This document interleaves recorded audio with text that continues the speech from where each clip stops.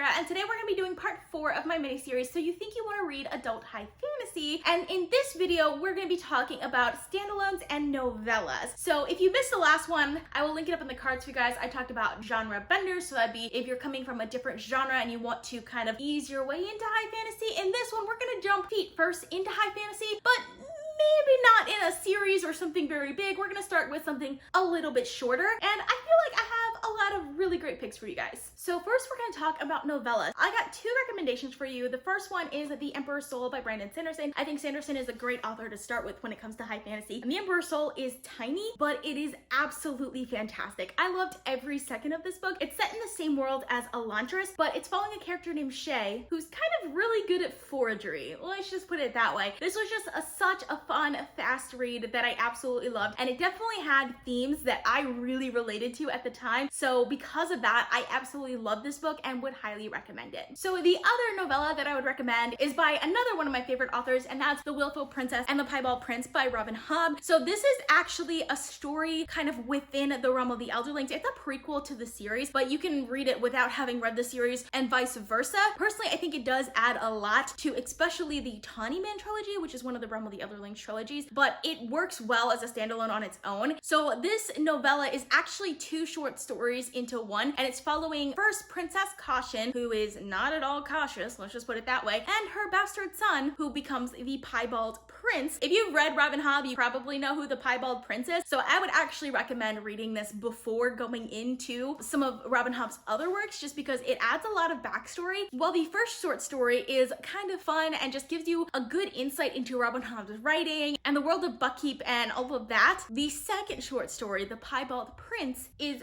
absolutely devastating. Robin Hobb is just so hard on her characters, both Princess Caution and the Piebald Prince, but most definitely the Piebald Prince, and I'd highly recommend reading the first short story first because it gives a lot of insight into the second one, that just the details from the first one going into the second one and how it opens and closes like little story threads is so well done. I absolutely love this one as well. One of my favorite high fantasy novellas that I would highly recommend and would work well for any new reader, especially if you're considering reading Robin Hobb and you're not really sure. This is a great way to see if you like her work or not. Okay, so now we're going to talk about standalones, which I got 3 for you and an honorable mention. The first one is Warbreaker by Brandon Sanderson. Honestly, Sanderson is just a great starter author in general for fantasy. Elantris is also a potentially good place to start, but out of the 2 of these, I would choose Warbreaker. And while I personally think there is another series that I will be talking about in the next video that would be a better place to start with Sanderson, if you really want a standalone, then Warbreaker is a really great place to start as well. So this series is set in a world that is ruled by a god king, and people give their breaths to the gods, which is kind of a life force that also is the fuel for the magic in this world, which is a color-based magic system. I like a good color-based magic system, and I love the way that it's done in this. There also is kind of an arranged marriage for this princess. There's a lot going on in this book that I really enjoyed. The princess is Siri, and she's probably my favorite point of view in this, and she kind of befriends a god named Lightsong, and he's hilarious. I absolutely love him as well. I love the characters in this. I love the magic system, and it has a fantastic plot. This one is supposed to get a sequel eventually, I think. I don't think there's any sort of release date on that, but it can definitely be read as a standalone, and I kind of think of it as a standalone, and it is a fantastic book that I absolutely love. So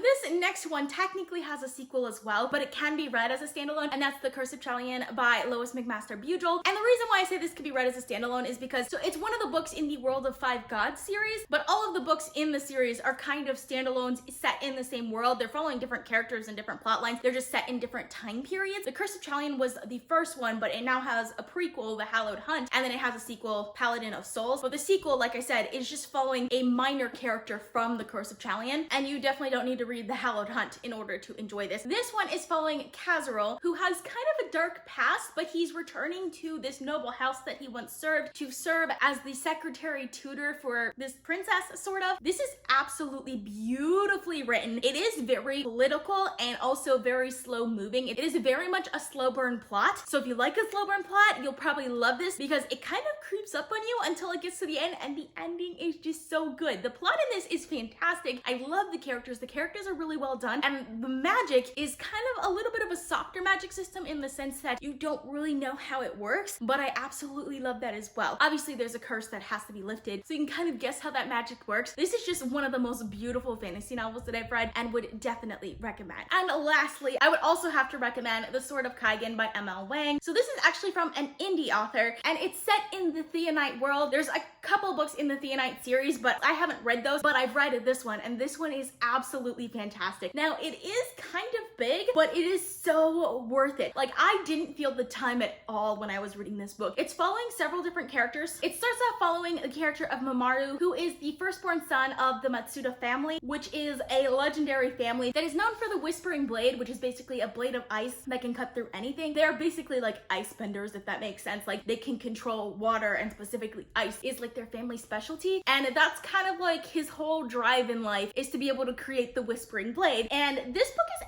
absolutely devastating. First of all, the world building in this book is so well done. Every detail of the world building in this book is so well done. The characters in this book are so lovable, and their relationships are so well done, and this book is just so devastating. I do think like the ending wasn't the best, but like everything leading up to that ending was absolutely fantastic. Definitely the type of book that you could pick up having never read a fantasy and still absolutely love it. I believe I did a review on this one, so if I did, I will link that up in the cards for you guys. But this is definitely a fantastic book that's super easy to read and would also work really well for new readers in the genre. And before we go, I do have the honorable mention for you guys. The reason why this is an honorable mention and not just part of my recommendations is because while I think this is a fantastic book that I do absolutely recommend, I do think it may not be the best for someone who's never picked up a fantasy book before, because it is a little bit harder to read, but I would still recommend it, especially if you've read fantasy before, and that's Tigana by Guy Gabriel Kay. This is an absolutely fantastic standalone novel, truly brilliant. I absolutely love this. This is definitely a very slow burn, like complex, political, like low fantasy. So there is magic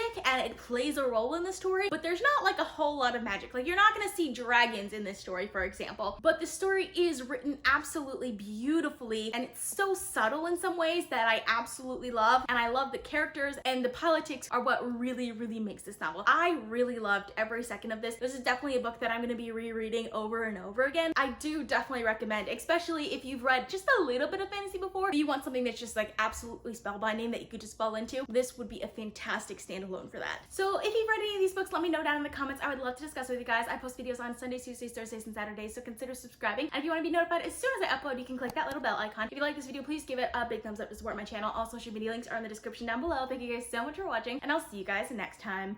Bye.